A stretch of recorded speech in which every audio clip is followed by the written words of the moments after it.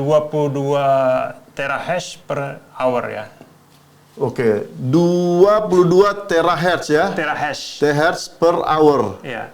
Jadi, bayangkan kalau teman-teman sekarang yang punya i7, ya, i7 itu hanya sekitar 3,7 GHz, bro. Ini i7 ini, 3,7 GHz, bandingkan sama mesin ASIC, ini S21 22, ya. Berapa GHz? Berarti 22.000 ya, bro ya? Betul. 22.000 GHz. Halo Sobat Bellpods, balik lagi kita di acara Bellpods tentang edukasi, kripto, blockchain, dan Web3. Kali ini kita akan ada bahasan yang kedua ya, tentang detail bagaimana cara kripto bekerja. Dan kali ini gue akan spesifikasi, kita akan membahas tentang mining Bitcoin. Mungkin teman-teman masih belum tahu tuh bagaimana sih mining di Bitcoin gitu ya. Mungkin akan ada banyak pertanyaan demikian. Dan kali ini gue akan kedatangan seorang tamu.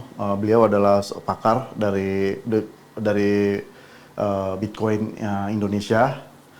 Nah, jadi beliau akan menjelaskan secara detail bagaimana potensi, terutama bisa bagi negara kita, bagaimana kita mampu ya mungkin membuat anggaran lah, bagaimana kita membuat anggaran untuk bisa menambang Bitcoin. Nah, untuk lebih jelasnya itu kita akan paparkan nanti di sini bagaimana potensinya, kemudian apa pros and kontranya. Oke, langsung aja ini kita panggilkan Mas Dimas Alfaruk. Halo Mas. Hey. There is always something you can do to succeed at. While there is life, there is hope. Halo. Oke, jadi Mas Alfaruk ini yang udah kedua kali ya kita kesini. Jadi ini agak unik sedikit Mas pembahasan kita, karena kita harus pegang pensil-pensil nih. Iya, ya siap. Kan? Kayak dosen aja ya kan. Nah, jadi kita sih pengennya ya orang-orang di luar sana yang belum paham mengenai BTC itu seperti apa gitu. Kenapa BTC ada miningnya gitu ya. Terus kenapa sih nilai BTC naiknya luar biasa gitu. Nah, terus apa sih potensi-potensinya yang kita harus gali? Kalau yang selama ini kan kita tahu kayak orang tahu ya hanya jual beli kan, jual beli Bitcoin di checks gitu. Tapi mereka nggak tahu sebenarnya bisa loh tanpa kita jual atau beli kita dapat BTC. Nah, ini yang mau kita bahas.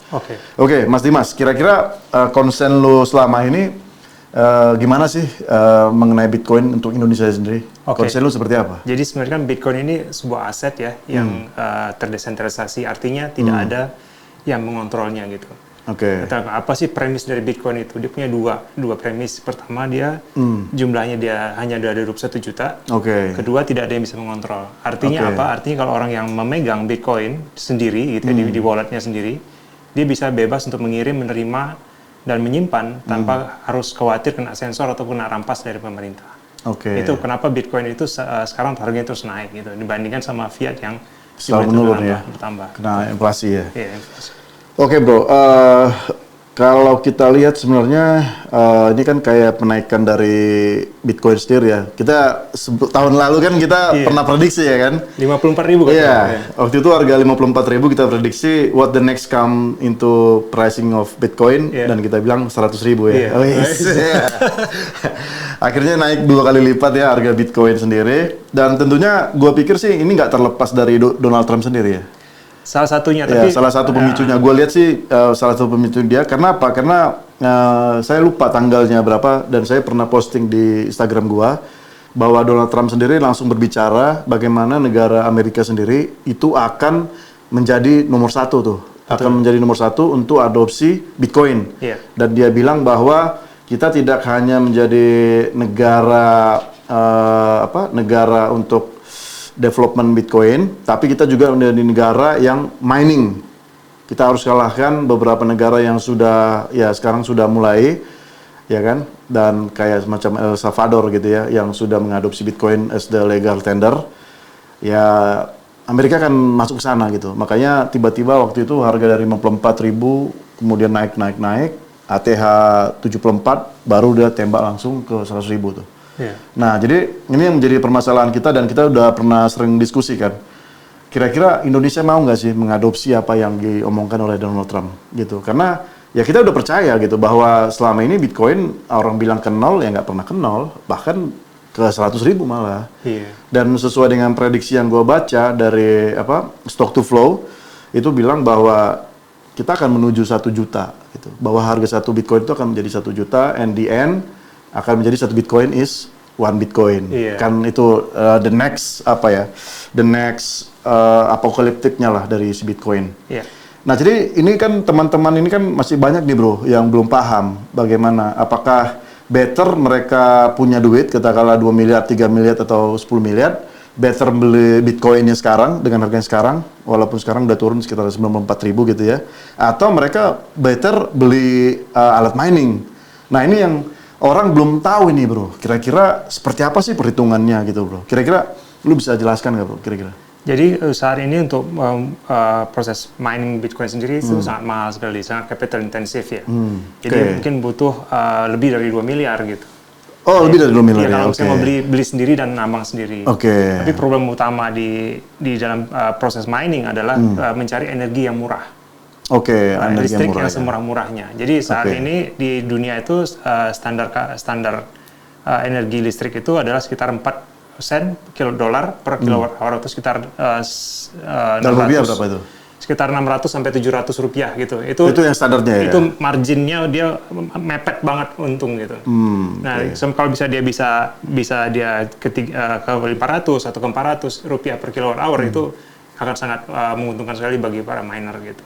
Karena kita tahu sendiri kalau Indonesia sendiri itu output dari PLN itu harus di atas 1.300-an bro. Nah itu 1.300 rupiah per kilowatt. Jadi agak ini ya, hampir setengahnya dari nilai yang seefektif untuk menambang si Bitcoin kan gitu. Tapi kalau boleh ditambahin, sebenarnya ini PLN sendiri mengalami banyak kelebihan listrik. Tahun kemarin ada sekitar 11 gigawatt.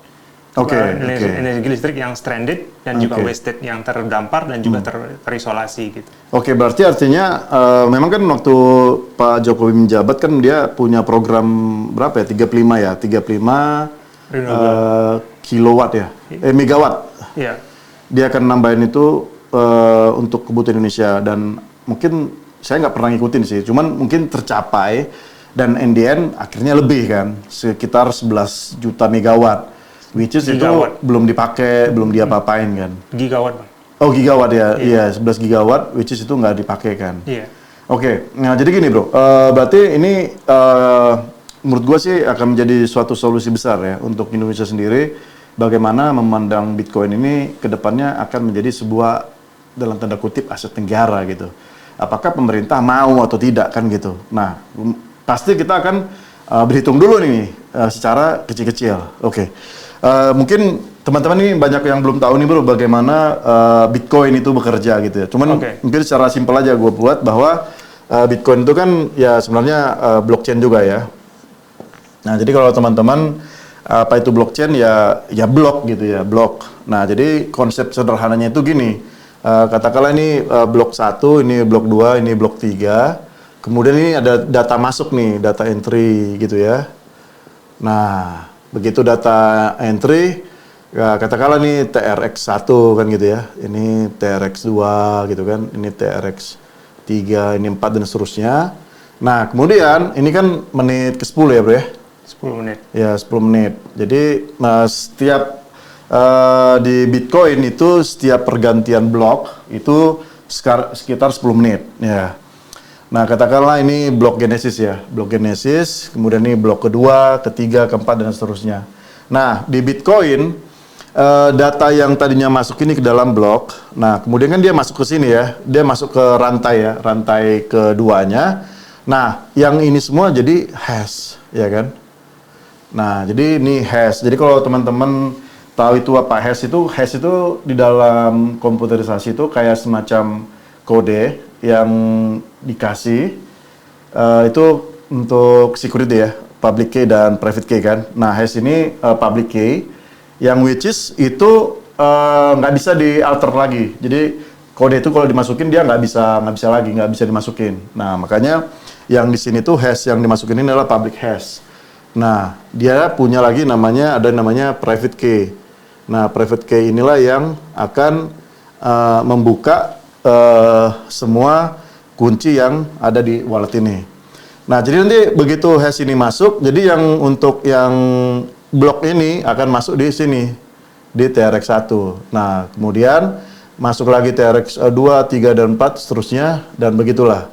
Nah, jadi Bitcoin-nya ada di mana? Kan gitu ya. Bitcoin-nya ada di mana? Nah, ketika ini masuk ke blockchain kedua, nah ini ada yang bekerja, komputasi yang bekerja, algoritmanya, kan gitu. Nah, algoritmanya itu ketika nanti benar, nah disitulah baru akan menghasilkan Bitcoin, ya kan gitu. Yeah. Nah, menghasilkan Bitcoin ini kita tahu dari awal mulanya bro ya, dari 2008 ya. 2008, kemudian 2000 halvingnya berapa? 2012,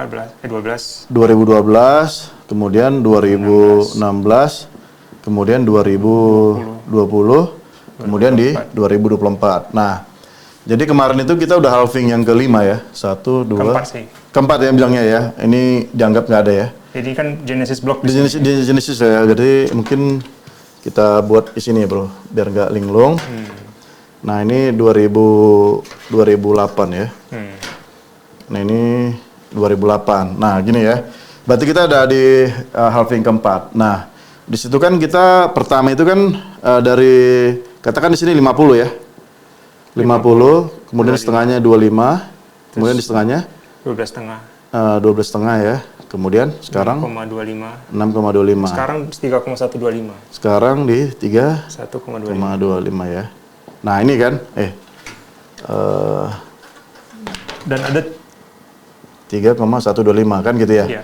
Nah, jadi teman-teman biar tahu waktu awal pertama kali Bitcoin itu diciptakan itu dia setiap 10 menit nah Bitcoin reward yang diberikan itu adalah sebesar 50. Iya. Nah, begitu. Nah, kemudian dia masuk ke 2012, dia jadi setengahnya di sini, kan gitu. Kemudian halving lagi di sini, dia jadi 12,5. Kemudian naik ke sini, di sini, dan terakhir di sini. Nah, jadi Bitcoin sendiri kan ada total 21 juta ya. Betul. Jadi kan totalnya ada 21 juta. Nah, lucunya di tahun 2024 ini Bitcoin yang sudah ditambang ini hampir sekitar 19 juta ya bro ya? 20 juta. Hampir 20 juta ya? Iya. Nah, hampir 20 juta yang sudah ditambang. Nah, artinya sisa berapa lagi nih? 1 jutaan. Nah, artinya sisanya 1 juta lagi. Tapi jangan salah, target dari Bitcoin itu sendiri dari 2008 sampai dia mencapai 21 juta itu ada 10 kali halving kan? Bukan. Jadi ada 9 ya? Ada 32 kali halving dan kita baru halving keempat. Ada 32 kali. Oke. Berarti artinya ini ada 30 halving lagi. Ada 32 halving ya. Jadi kalau kurvanya boleh digambarkan nanti kira-kira begini, Bang. Oke. Kurvanya nanti di awalnya kurva naik, lama-lama kan landai begini. Jadi 21 juta. Berarti ini koin yang akan dihasilkan kan gitu ya? Sebenarnya nggak pas 21 juta, 20,0. Iya, 20,9. Oke. Berarti artinya gini bro, artinya selama mungkin sisa berapa tahun lagi ya? Kan habisnya 2140 ya? Betul. Ya kan? Ini akan selesai ditambangnya itu 2140 nih. Tahun 2140 ini habisnya. Itu kita nambangnya sisanya tinggal 1 juta tuh, ya kan? Iya. Tinggal 1 juta, dan itu ada hampir 32 halving. 30 halving lagi dari Iya, 30 halving lagi ya? Iya. Nah, 30 halving lagi, which is sekarang aja, nilai dari halving keempat itu udah mencapai 100 ribu ya. 100 ribu nih. Nah, gue kan ngikutin The Trillion, dia bilang bahwa dari kurva yang ini, kurva dia nih, ini kan katakanlah ini jumlah koin ya, ini jumlah koin. Kemudian di X-nya ini adalah price ya. Ini price, ini 1 million itu mungkin ada di sini bro. Ada di sini nih. Iya. Kalau kata gue sih nggak di tahun 2025 ini $1 juta, tapi mungkin di halving berikutnya. Mungkin di halving berikutnya, 2028. ya. Kalau yang sekarang itu, kalau aku lihat sih yang di 2024 itu ada di sini. Nah, itu memang di sekitar 150 kayak gitu lah. Nah jadi ini ya teman-teman prinsip dasar dari Bitcoin lah ya. Bagaimana kita ngelihat lah ya dari awal yang 50 Bitcoin itu kemudian dia mengalami halving, tapi yang anehnya adalah makin dia halving dia price-nya makin naik. Nih katakanlah kita punya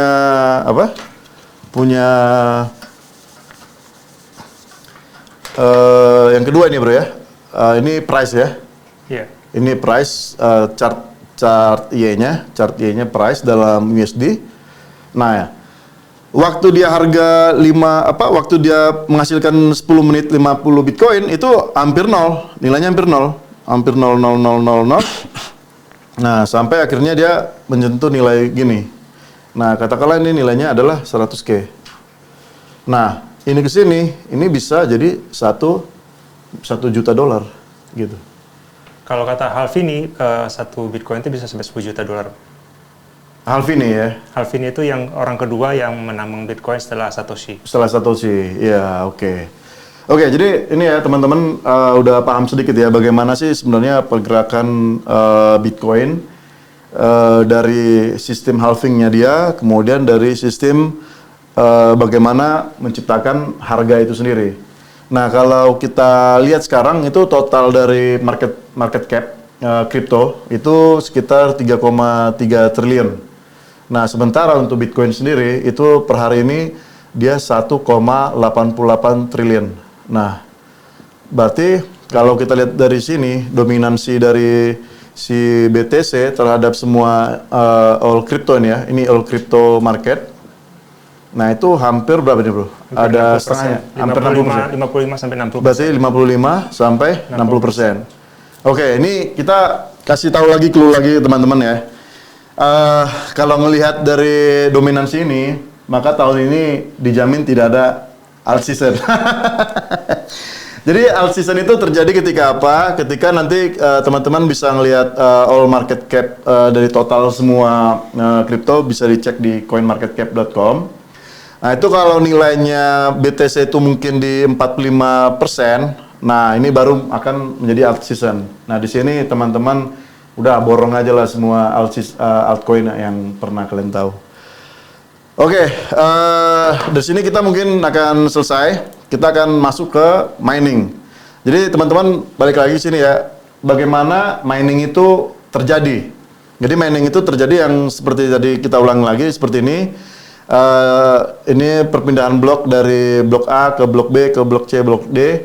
Nah untuk menentukan bagaimana blok itu diikutin, nah itu ada semacam kriptonya lah, ada perhitungan kriptonya, sehingga yang bisa men-solve masalah itu akan mendapatkan reward. Nah di awal-awal dia akan mendapatkan 50 Bitcoin. Okay. Nah kalau sekarang itu nilainya itu hanya mendapatkan 3,125 kan gitu ya. Yeah. Oke bro, kita akan lanjutnya ke sini bro. Nah bagaimana sih perhitungan mining itu sendiri, bro? Oke. Bagaimana perhitungan mining itu sendiri? Mungkin pertanyaan pertamanya adalah kenapa mining itu dibutuhkan? Oke, kenapa mining dibutuhkan? Jadi kan sebenarnya kita punya nodes, jadi ada 4 pemain dalam Bitcoin. Ada user, ada nodes, ada miner, kemudian ada developer. Oke. Ya kan? User itu basically orang yang melakukan transaksi dari A ke B, dari B ke C segala macam. Oh, retail ya, retail. Oke. Node itu basically adalah komputer yang menjalankan program Bitcoin, software Bitcoin.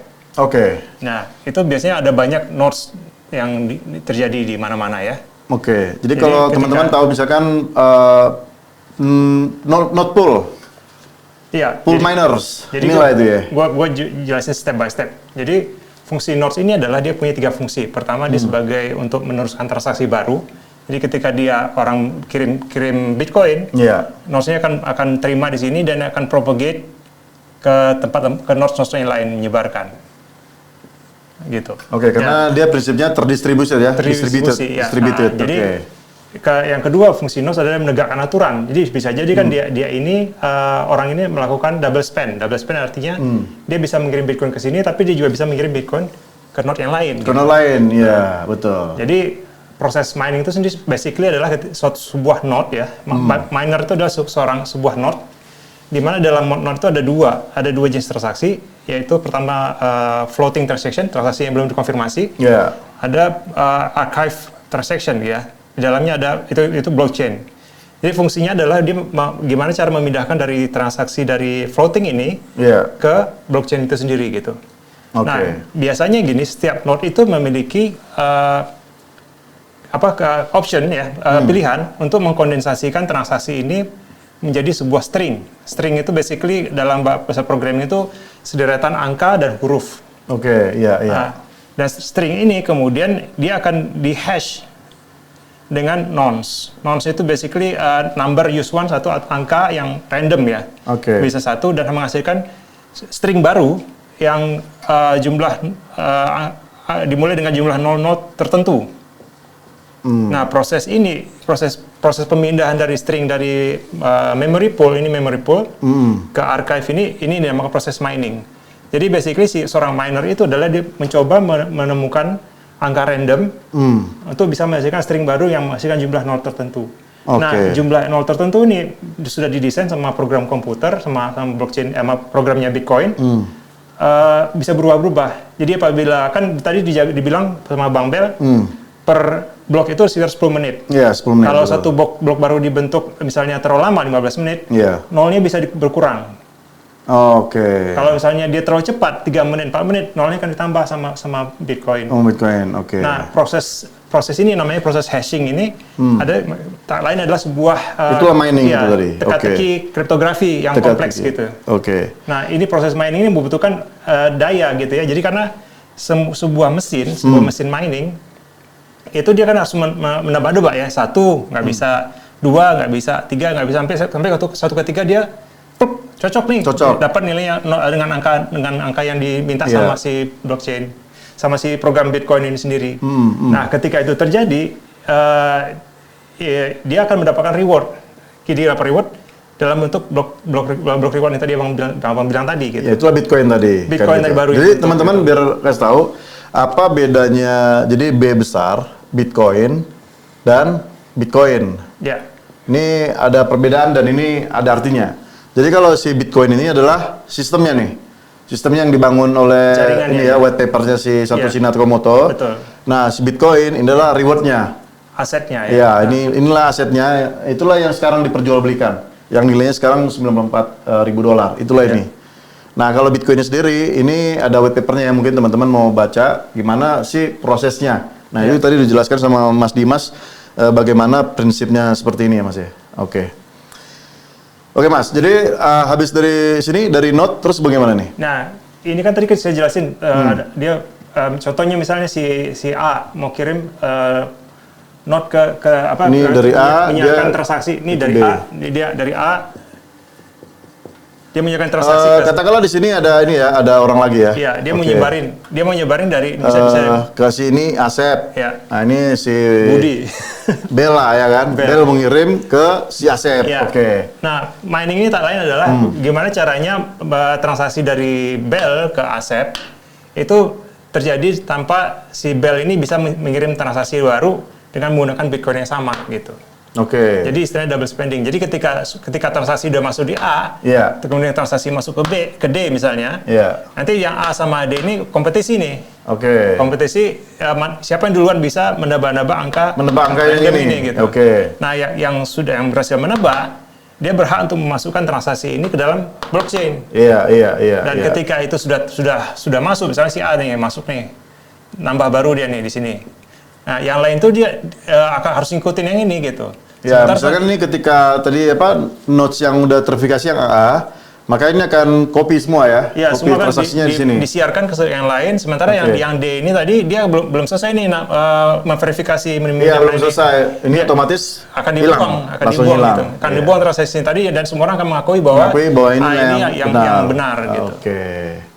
Nah, itulah fungsi dari si nodes. Nodes ya. Miner itu adalah orang yang melakukan perhitungan ini, tapi dia juga sebuah node gitu. Oke. Nah, developer ini orang yang maintain dari program Bitcoin ini. Jadi kan sebuah software pasti butuh maintainer. Jadi ya, semua orang saling bekerja dan dapat insentif. Jadi memang miner ini insentifnya adalah dia mengamankan transaksi.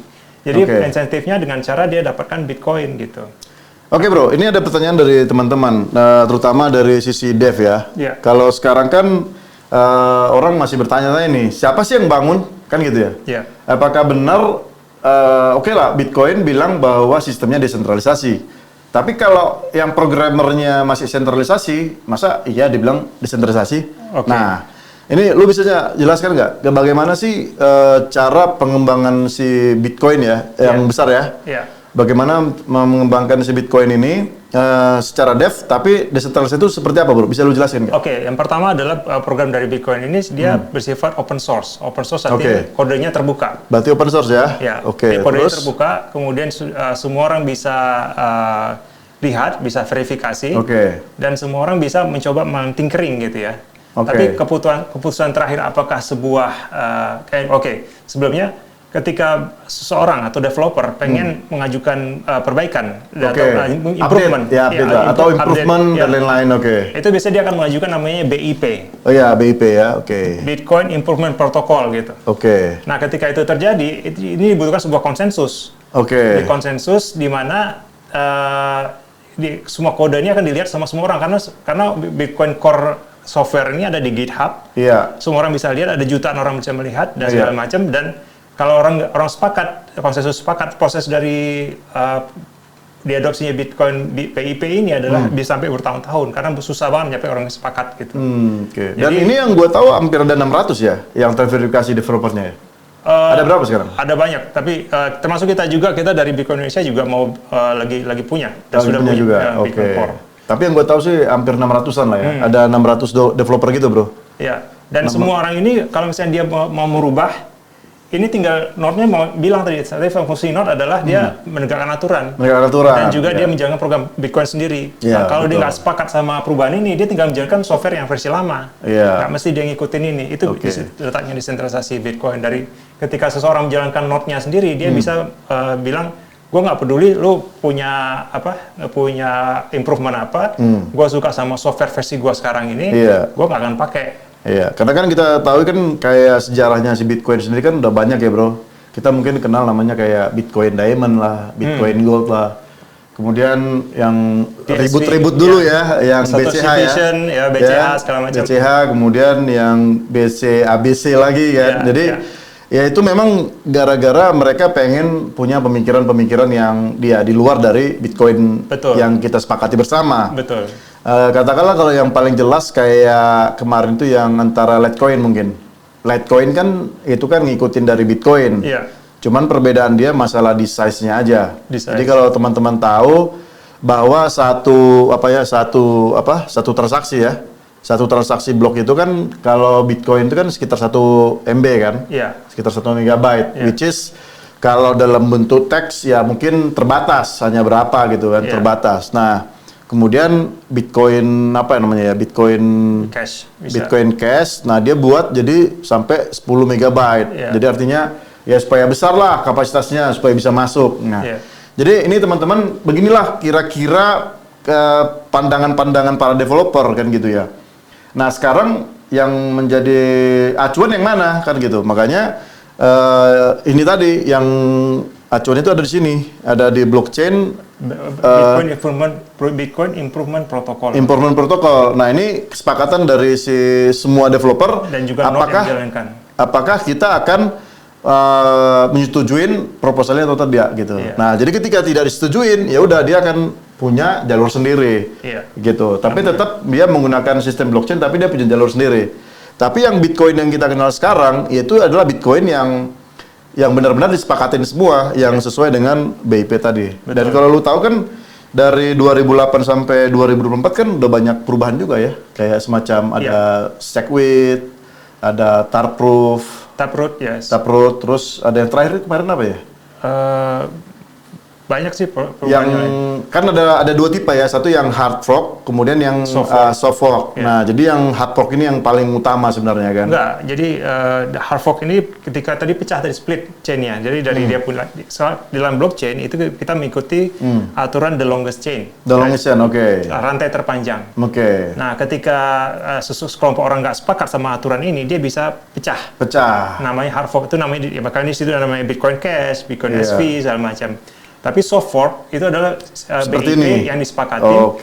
Tapi sebenarnya ini masih di jalurnya tuh. Backward compatible. Jadi orang masih bisa menjalankan software apapun yang mereka mau, walaupun dia baru segala macam, kalau dia memilih. Makanya fungsinya node itu, kenapa kalau ini cerita ya, perubahan dari 1 megabyte 10 megabyte, kenapa ini gagal ya? Nah itu namanya block size war. Orang pengen membesarkan block size-nya gitu ya. Tapi kemudian dan ini udah berkolusi perusahaan-perusahaan besar segala macam, orang-orang bilioner segala macam sepakat nih mau ngubah nih. Tapi karena semua orang menjalankan node ini memilih yang kecil aja gitu. Kenapa? Karena kalau misalnya dia lebih besar, orang susah, nggak murah lagi menjalankan node. Karena menjalankan node itu sangat penting untuk menjaga sovereignty dan juga menjaga independensi dari seseorang gitu. Jadi teman-teman biar tahu dari 2008 sampai sekarang 2024 ini total ada berapa giga bro sekarang? Hampir 200 giga ya? 2 tera sih. Tera? 1 tera, hampir 1 tera. Hampir 1 tera ya? Jadi total transaksi yang di database yang masuk ke dalam itu sudah 1 terabyte ya, 1 terabyte. Nah, jadi kebayang kalau misalkan jadi 10 megabyte, berarti ini jadi 10 terabyte. Ya, besar banget. Kan? Orang nggak bisa afford menjalankan node-nya ini. Ya, Nah, itulah kira-kira kenapa yang tadinya block size-nya 1M ke 10M itu batal gitu ya. Nah, kemudian bro, aku lupa sih, ada teknologi baru, itu kayak menggunakan teknologi fraktal namanya. Jadi teknologi fraktal itu jadi yang tadinya 1 tera ini bisa jadi 1 megabyte bro. Ini aku lupa, cuman ini masih dalam tahap pembicaraan juga sih mengenai developer. Cuman secara matematik maupun secara algoritma ini ada bro. Ini fraktal ini dibuktikan ini ada. Nah, gue nggak tahu ini kapan akan diresmikan. Makanya ke depan gue percaya bahwa Bitcoin itu bisa ditambang kayak di jam atau di handphone bisa. Karena kan masalah utama sebenarnya ada di sini, masalah 1 terabyte ini. Karena kan kita harus sinkron kan untuk masuk ke mining baru. Nah, cuman banyak orang masih bertanya-tanya bro, apa sih hubungan antara hash gitu ya, antara computing seperti apa, itu kan orang akan bertanya-tanya nih. Nah, karena itu hal yang paling penting juga. Nah, kenapa banyak orang mungkin bertanya, di awal-awal menggunakan CPU gitu ya, bisa menghasilkan 50 Bitcoin gitu ya. Sementara sekarang itu alatnya sangat luar biasa di atas dari CPU. Katakanlah tahun 2008 itu ini udah ada, ini Pentium berapa nih? Pentium 4 udah ya? Iya, 4. Udah ya Pentium 4 ya. Ya Pentium 4 ya. Pentium 4 itu paling sekitar berapa? 2,7 kayaknya. 2,7 GHz. Nah, saat itu.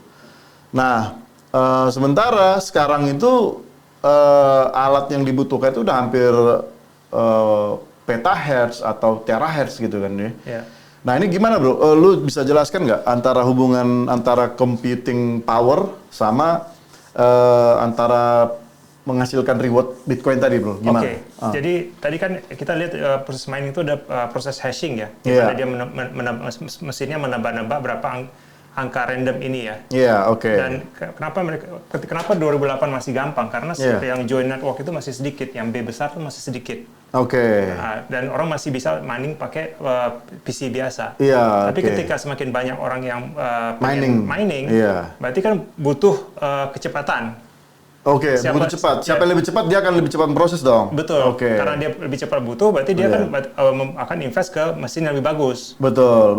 Ya, dulu kita bisa pakai VGA ya, sekarang kita pakai ASIC. ASIC itu Application Specific Integrated Circuit ya, ASIC mining. Jadi ini sebenarnya PC juga, tapi udah spesifik. Untuk menghitung. Untuk menebak-nebak ini berapa? Ya, untuk menebak-nebak ini. Nah, ini komputernya sekarang ini ASIC ini berapa komputer? Itu bisa sampai 22 terahash per hour ya. Oke, 22 terahertz ya? Terahertz per hour. Iya. Jadi, bayangkan kalau teman-teman sekarang yang punya i7, ya, i7 itu hanya sekitar 3,7 GHz, bro. Ini i7 ini, 3,7 GHz, bandingkan sama mesin ASIC, ini S21 22, ya. Berapa GHz? Berarti 22.000 ya, bro ya? Betul. 22.000 GHz. Nah, inilah perbandingannya nih. Inilah perbandingannya. Makanya yang si ASIC itu khusus untuk yang menghitung ini. Betul. Nah, gitu. Cari nonce-nya. Jadi, bro. Ketika dia semakin banyak orang bergabung, maka secara tidak langsung seluruh networknya akan menjadi lebih aman. Karena kan butuh energi lebih besar, kemudian mesin lebih baru, gitu.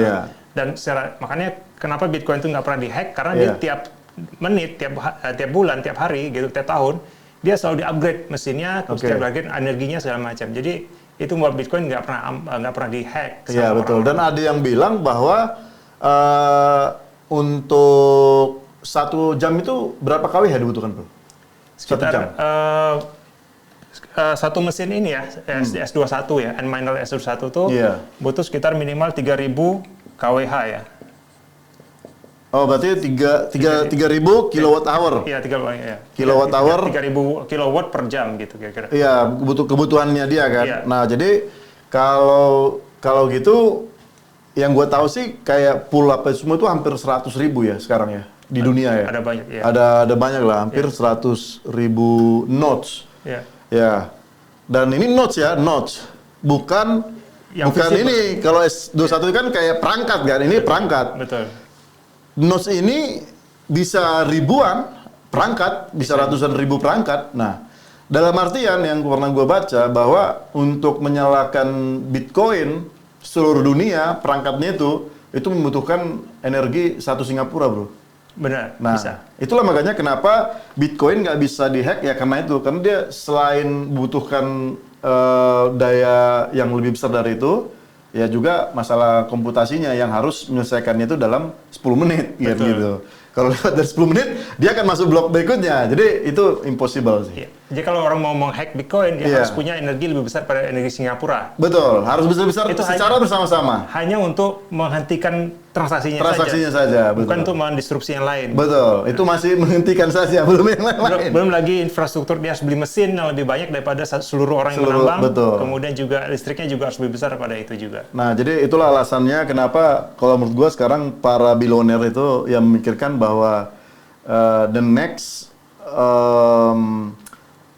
ya mata uang itu ya Bitcoin gitu. Betul. Jadi ya itulah ya mungkin kita saran ke pemerintah lah ya bahwa kita udah ngelihat bahwa Bitcoin itu adalah masa depan sebuah aset negara, ya kan.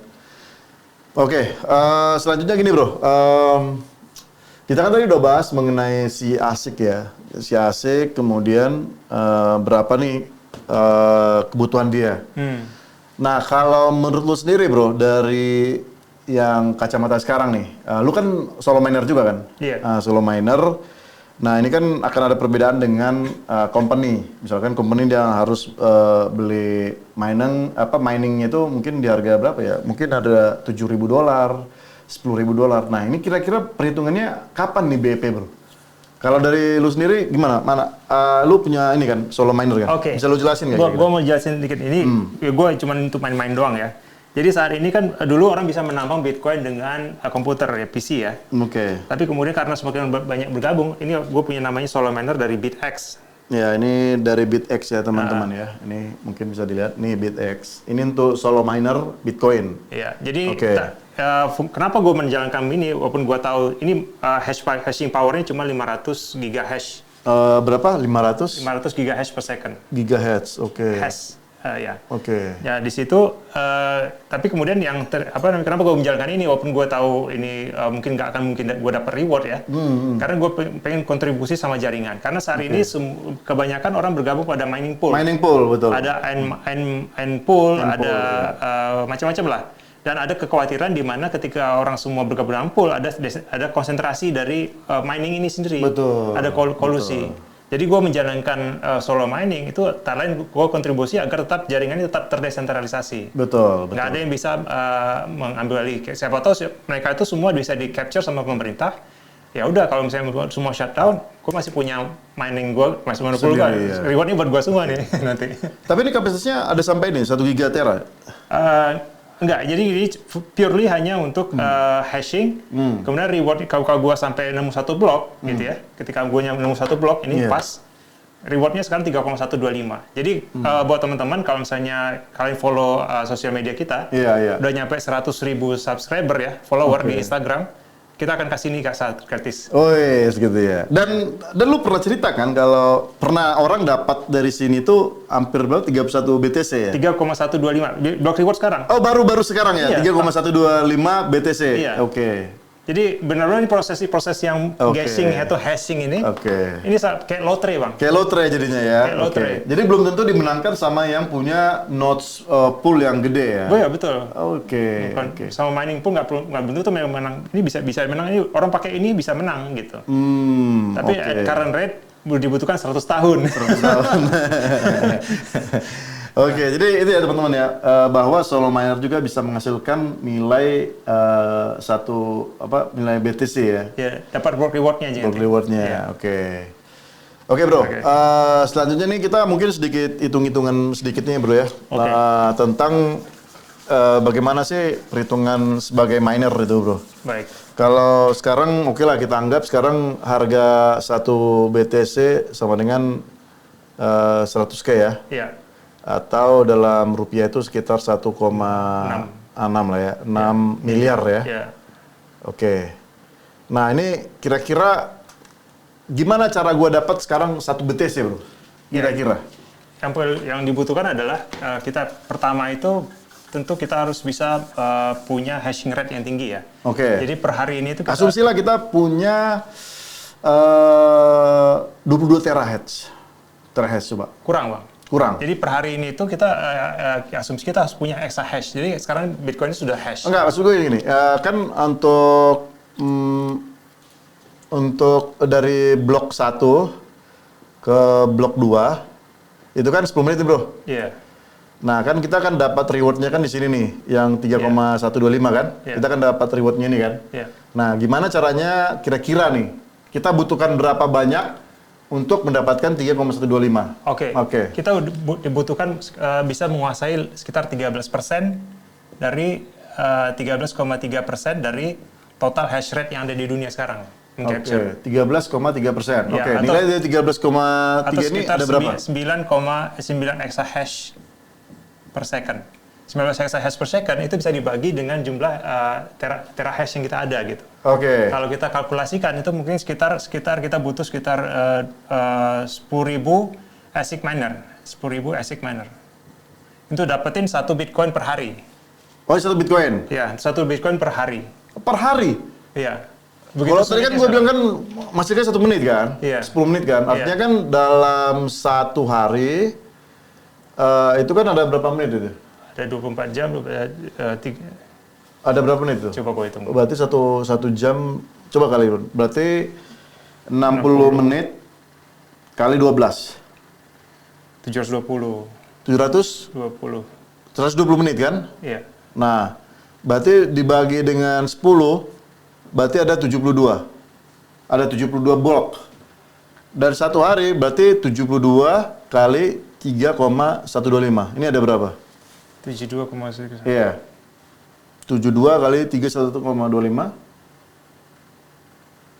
Oh, sebentar. 72 dikali 3,125. 225 blok per hari.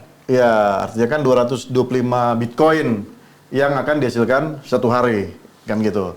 Nah, berarti tadi lu bilang bahwa untuk menghasilkan 1 Bitcoin 1 hari, itu kita butuh sekitar 10.000 ya, 10.000 mesin ya. ASIC.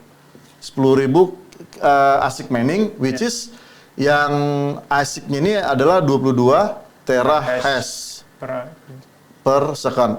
Per hour atau per second? Per hour. Per hour ya. Per hour ya, Yeah. per hour. Nah ini.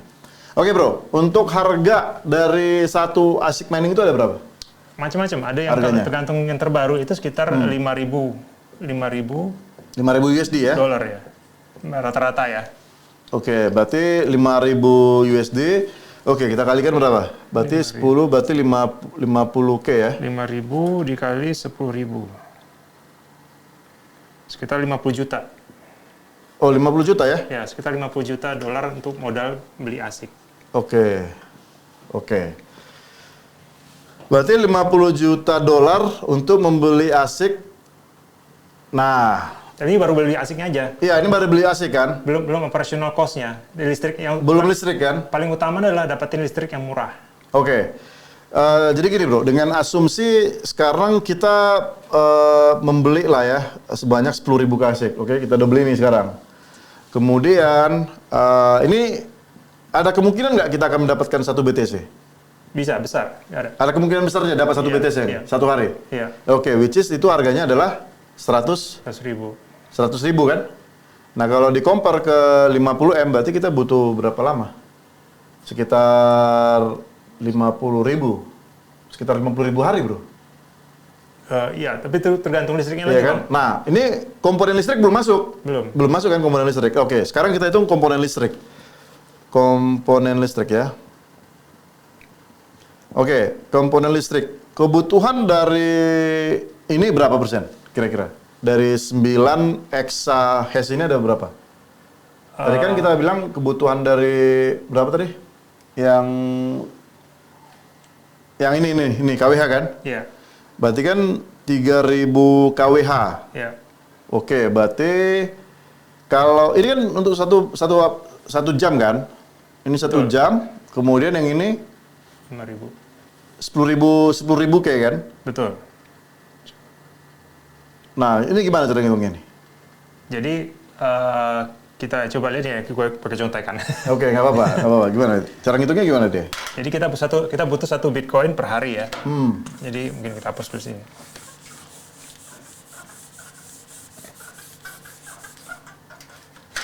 Jadi kita butuh satu Bitcoin per hari dikali 100.000 ya. Oke, 100.000 harga sekarang ya? Iya. Asumsi ya? Asumsi. Walaupun sekarang kan 24 ini ya? Kita menghasilkan revenue harian itu sekitar 100.000 per hari, 100.000 dolar per hari. Oke, 100.000 per hari, oke. Revenue ya, baru revenue. Kemudian untuk tahunan, 1 tahun, berarti dikali 365 hari ya? 365. 100.000 dikali 100.000, coba. Berarti kalau setahun itu kan berarti 365.000. Iya, 365 juta. Oh iya, 36 juta bro. 36 juta. 36 juta 500.000 dolar. Betul. Setahun, oke. Jadi untuk bisa menghasilkan satu Bitcoin per hari dengan blok reward 3,125, itu kita bagi ya, satu Bitcoin, satu BTC dibagi dengan 1,25 itu sekitar 0,32 blok per jam. Oke. Kita butuh menghasilkan sekitar 0,32 blok per jam. Per jam, oke. Nah, 35 jam itu kira-kira per hari, berarti sekitar kita kalikan 0,32 dikali 60 menit per jam dikali per 10 menit. Per 10 menit per 10 menit ya, per 10 menit bloknya ya. Berarti sama dengan 192 blok per hari. Kita untuk bisa menghasilkan satu Bitcoin, berarti kita butuh menghasilkan 192 blok per hari. Per hari nih ya? Iya. Tadi kita hitung di sini satu hari bisa 225 iya. blok. Beda ini. Jadi dengan gitu kita butuh tadi hashnya adalah 9 exahash tadi ya. Exahash, betul. Dengan reference point-nya kita tadi 22 exahash, tapi ada yang lebih bagus lagi rupanya. Iya. Ini bisa ada 100 juga, 100 terahash. Jadi tergantung dari perangkatnya. Cuman kita ngambil yang terburuk aja nih. S21 kan paling kecil kan. Betul. Jadi kita butuh dari energi kita butuhkan adalah sekitar berapa mega nih, berapa mega dari jumlah mesin yang ada ini ya. Tadi jumlah mesin kita ada berapa? Kan ada 3.000. Ada 10.000 ASIC tadi ya? Iya, ada 10 ASIC kan 3.000 kWh. Dikali 3.000 berarti sekitar kali 3.000. Sekitar 3 juta watt. 3 juta watt itu sekitar berarti 3.000 kWh ya. 300 megawatt lah. Kali 10.000. Iya. Berarti 300 megawatt, sekitar 300 megawatt. Mulanya banyak banget nih. Iya. 1, 2, 3, 4, 1, 2, 3, 4, 5, 6, 1, 2, 3, 4, 5, 6, 7, 8, 9, 10. Ya, 1, 2, 30 miliar. 300 megawatt. Sekitar 300 megawatt. Iya. Oh ya, 300 megawatt. Sebenarnya betul. Ini 300 megawatt, betul. Sekitar, berarti kebutuhan listrik 300 megawatt. 300 megawatt. Oke. Nah, listrik cost-nya adalah dengan listrik itu ada sekitar kita per listrik Indonesia ya. Indonesia 0,125 sampai 0,15 kWh. Jadi ini dalam dolar ya, atau sekitar 1.300. Dalam dolar, oke, iya. dalam dolar ya. Jadi dibutuhkan sekitar 300 dikali dengan 300 megawatt. 300 megawatt ya. Berarti itu sama dengan listriknya dibutuhkan sekitar lebih dari 35 juta dolar per tahun.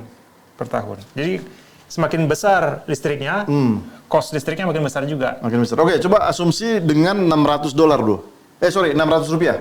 Asumsi. Rupiah, berarti tinggal kita kalikan aja. Coba 300 megawatt dikali dengan 0,04 sen ya. Berarti sekitar 12 juta. Sekitar 1,2 juta. 1,2 juta dolar per tahun. Oh, 1,2 dolar per tahun. 1,2 juta dolar per tahun biaya listriknya. Untuk listrik ya? Jauh sangat berkurang, ada 35 menjadi 1,2. Iya, oke. Untuk listrik. Artinya gini bro, kalau kita hitung-hitung di sini untuk menghasilkan 300 menghasilkan 36 juta dolar, itu berarti kita butuh listrik sekitar ini, sekitar 1,2 dolar. Kalau bisa gratis. Kalau bisa gratis. Makanya kita nggak bisa pakai listrik PLN. Kita harus butuh listrik renewable. Oke. Dan yang spesifiknya lagi, listrik kita butuhkan adalah listrik yang stranded dan juga wasted. Artinya apa? Artinya listrik yang terisolasi dan terdampar. Jadi contohnya sebuah bendungan air ya, hydrodam. Iya. Itu kan pemerintah secara menggenjot semua orang 35% dari produksi listrik PLN itu harus renewable. Oke, renewable. Dan orang memilih pakai hydrodam dan juga orang pakai solar gitu. Nah, tapi hydrodam ini kan biasanya kan dia punya kapasitas listrik yang konstan ya, sekitar 100 megawatt. Iya. Nah, 100 megawatt ini paling kepake cuma 70 megawatt. Oke. Yang 30 megawattnya kan nganggur. Nggak dipakai, nganggur ya. Nganggur iya, kan? Iya. Nah, itu tuh sebenarnya bisa dipakai untuk menambang gitu. 30 megawatt itu bisa dipakai untuk menambang gitu. Oke. Nah, permasalahannya di Indonesia adalah swasta dan juga PLN yang memproduksi listrik itu secara regulasi tidak boleh menjual listrik itu ke miner. Ke miner, oke. Jadi dibutuhkan sebuah perubahan regulasi dari pemerintah gitu ya. Untuk bisa mengunlock energi yang wasted dan stranded ini. Jadi analoginya gini Bang, analoginya itu Abang punya toko roti. Abang satu hari memproduksi sekitar 100 roti. Iya. 100 roti, kemudian yang terjual cuma 70. 70, oke. Yang 30-nya karena Abang karena nggak laku, Abang buang tiap hari. Iya, saya buang. Dibuang kan? Karena takutnya basi ya. Iya, tapi suatu hari ada orang datang, ya udah gue beli listrik lo yang 30 roti ini, tapi harganya 1 sen. Oke. So mau berpikir daripada gue kebuang dapat 0, mendingan gue dapat 1 sen gitu kan.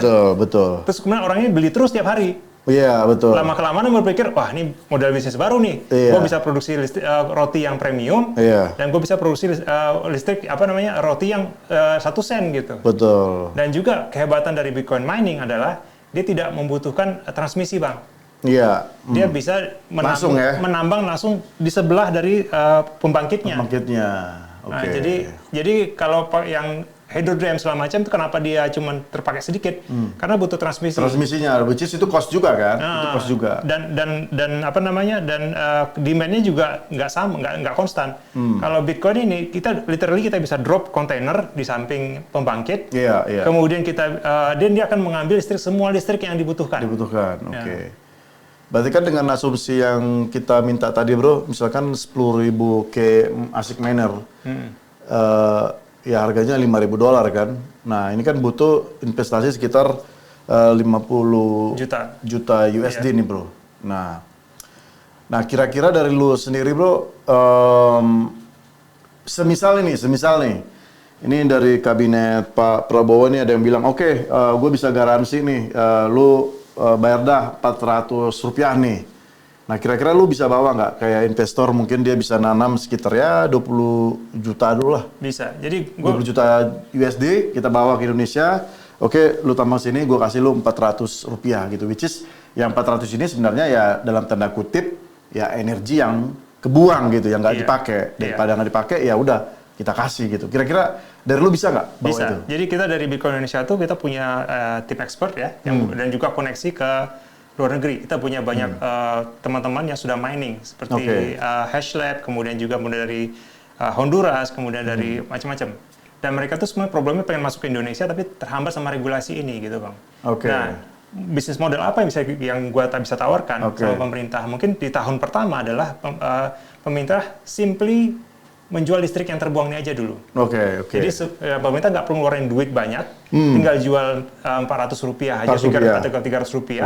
Dan kita akan cari di mana pembangkit itu listrik ada, dan kita bawa semua. Betul. Dan miner itu kan bawa semua kontainernya sendiri. Jadi ini dipermudah regulasinya, dipermudah cara biaya impornya segala macam, dan mereka bisa nambang. Dan yang terakhir bro, ini kan untuk kebutuhan negara.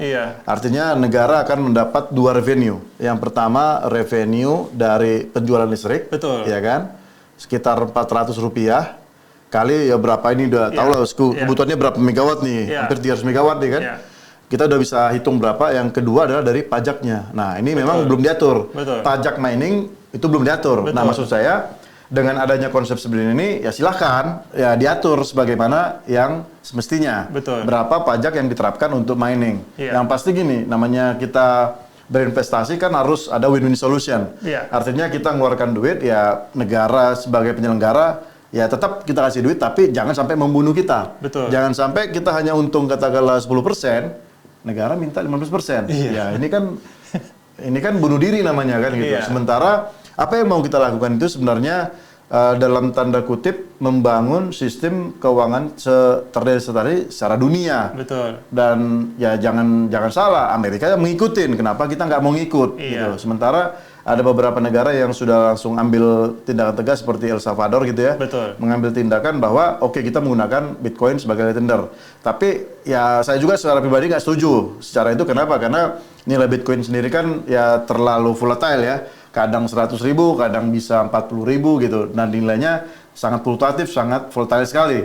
Nah jadi saya bilang bahwa saya kira antara dua ini sudah cukup untuk membangun ya dari sisi perpajakan dari Bitcoin itu. Gitu. Kalau gue boleh nambahin bang, jadi sebenarnya Bitcoin, kenapa Indonesia harus menambang Bitcoin? Pertama, negara bisa dapatkan revenue ya dari jual listrik. Bisnis model kedua bisa profit sharing. Jadi dari profit sharing itu selain dia jual listrik, pemerintah juga mungkin dapat 10% dari Bitcoin yang dihasilkan. Oh, mereka dapat bukan dari pajak aja? Bisa. Kalau misalnya memilih, kan ada 2 bisnis model, dia hanya jual listrik, kemudian atau dia menambang sendiri, negara menambang sendiri. Yang ketiga bisa profit sharing dari miner dan juga ini gitu ya. Dan pemerintah bisa dapat pajak juga. Kemudian dari miner ini ketika mereka datang, kan pembangkit listrik ini kan berada di daerah terpencil. Iya, betul. Dan ketika mereka datang pasti mereka butuh rumah, butuh jalan, butuh sekolah, butuh supermarket. Infrastruktur dibangun ya. Mereka semua kan bangun itu, negara kan berkembang gitu kayak itu. Nah, yang ketiga, kenapa negara harus punya Bitcoin dalam balance mereka walaupun tidak dipakai sebagai mata uang? Tadi Bitcoin itu aset yang tidak bisa dikontrol siapapun. Iya, betul. Dari sejarah bangsa Indonesia sendiri, kita selalu lihat bahwa kita selalu ikut kemana angin berhembus, Bang. Mana berhembus. Iya. Tapi kalau kita punya Bitcoin yang nggak bisa dikontrol sama siapapun, kita bebas. Kan memang semangat negara kita adalah gerakan non-blok ya. Iya. Nah, tapi kalau nanti tapi sekarang udah nggak, Bro. Udah ke BRICS sekarang. Iya, makanya. Jadi kalau kita punya aset yang kita bisa settlement dengan negara lain, dengan hostile settlement, negara yang mungkin musuh kita, tanda kutip ya. Iya. Itu kita bisa pakai Bitcoin gitu, nggak bisa kontrol. Dan sekarang uang kita ada 16.000, Bro. Udah 16.000. Dulu ya masih ingat gue masih di angka 10.000. Bahkan zaman Pak Habibie masih di angka 6.000 tuh. Nah, ini kan salah satu bagaimana negara kita bisa hancur. Betul. Dari bayangkan 6.000 ke 16.000, 10.000, Bro, dalam kurun waktu mungkin 10 tahun atau 20 tahun. Abang tahu nggak kalau dulu itu kan menyebabkan inflasi sangat luar biasa. Betul. Gitu. Yang lebih mind blowing lagi, abang tahu nggak tahun 1946 ketika rupiah pertama kali diterbitkan, itu namanya ORI, Oyang Republik Indonesia. ORI ya. Nah, 1946. Itu 2 rupiah itu sama dengan 1 gram emas. 1 gram emas, betul. 2 rupiah sama dengan 1 gram emas. Wow. Jadi uang parkir abang 2.000 sekarang bisa beli sekilo emas dulu. Dulu ya, iya. Jadi inilah yang menyebabkan kalian dan saya itu masih miskin ya. Karena apa? Karena nilai uang kita itu sangat menurun. Betul. Kebayang dulu gua masih zaman SD pegang 100.000, itu kayak kita mau menguasain seluruh dunia, Bro. Betul. Sekarang 100.000 hanya beli 2 potong KFC, Bro. Iya. Jadi itulah nilai uang kita sekarang. Jadi ya itulah mungkin teman-teman dan mungkin pemerintah bisa berpikir ulang bahwa kita harus memegang Bitcoin saat ini juga. Tadi kita udah jelaskan di awal bahwa sekarang ini masih halving keempat. Halving keempat dari 34. Halving keempat aja sudah dari 0 ke 100.000. Ya kan? Betul. Bagaimana kalau ini halving ke 10, ke 20, 30. Ini bisa jadi 10 juta US. Dan gue rasa ini momen yang tepat karena kabinet Prabowo baru mulai ya. Baru mulai ya, betul. Dan kemudian proses untuk bisa mining dengan profitable tuh dibutuhkan 1 halving. 1 halving, betul. Sekitar 4 tahun, 5 tahun. Betul. Jadi mulainya dari sekarang. Kalau Prabowo mulai sekarang, itu nanti dia akan memetik hasilnya nanti di halving ke 2008, 2009 gitu. Betul. Terlebih lagi kita berada di posisi geopolitik di mana banyak gonjang-ganjing nih. Kayaknya nih ancar-ancarnya nih mudah-mudahan enggak akan ada perang antara Amerika dan juga negara BRICS gitu mungkin.